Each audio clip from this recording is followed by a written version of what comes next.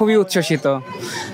আজকে যখন আমাদের ভোটার লিস্ট টানানো হয়েছিল হলগুলোতে, আমি দেখলাম যে উপচে পড়া ভিড় আসলে ভোটার লিস্ট দেখার জন্য। তো ভোটাররাই যে এতটা উচ্ছ্বসিত, আসলে বলা যায় যে আমরা খুবই উচ্ছ্বসিত এই বিষয়ে। এবং প্রধানত বলা যায় যে আমাদেরটাও 6 বছর আগে একবার হয়েছে, রাজশাহী বিশ্ববিদ্যালয় বা জাহাঙ্গীরনগরে আসলে হয়ই নাই। তো সেদিক বিবেচনায় আমি মনে করছি যে আমাদেরই এতটা উচ্ছ্বাস, ওদের উচ্ছ্বাসটা না জানি কত। 5ই আগস্টের পর থেকে আর কি আমাদের সবারই একটা আকাঙ্ক্ষা ছিল যে ডাকসু হবে, এবং ডাকসু যেহেতু সেই বহুল প্রতীক্ষিত ডাকসু হচ্ছে, সে নিয়ে ক্যাম্পাসের সবারই একটা মানে ভালো অবস্থান রয়েছে এবং সবাই ডাকসু করতে চায়, আগ্রহী সবাই আর কি। এ নিয়ে বেশ মানে খুশির একটা চলতেছে, মহল চলছে। একটা নির্দিষ্ট রাজনৈতিক গোষ্ঠীর হাতে ক্ষমতা এবং রাজনীতি করার অধিকার সীমাবদ্ধ ছিল। দীর্ঘ 6 বছর পর আমরা ডাকসু নির্বাচনের তফসিল দেখলাম। আমরা আশা করি সব সুষ্ঠুভাবে ডাকসু নির্বাচনটা হবে এবার।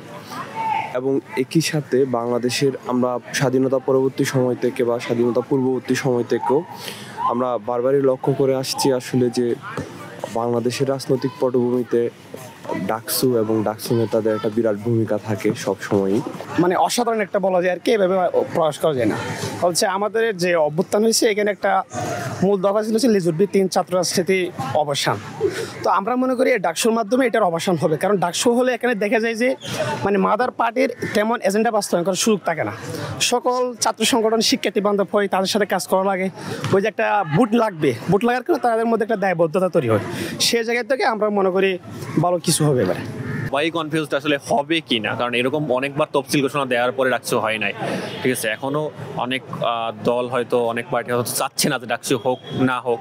তো এরকম কিছু কেওয়াস থাকতে পারে। তো এরকম ইনফ্লুয়েন্স যদি হয় তখন তো ডাকসু নাও হইতে পারে।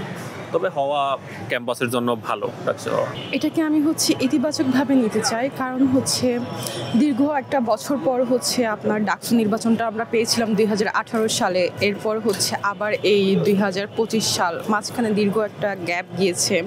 ডাকসু এলে আপনার যে রাজনৈতিক যেই সমস্যাগুলো আমরা ফেস করি, ওইটা আমি মনে করি তুলনামূলকভাবে অনেকটাই কমে যাবে। তারপরে আমাদের ক্যাম্পাসটা যেরকম আপনার অনেক ধরনের বিশৃঙ্খলা বা অনেক ধরনের ত্রুটি বা কি বলে মিসম্যানেজমেন্টের সম্মুখীন ওইটা হয়তো বা ডাকসু আসলে একটু তদারকির মাধ্যমে, দেখাশোনার মাধ্যমে হয়তো বা এটা একটু মানে আমাদের জন্য অনেক কিছু সহজ হয়ে যাবে।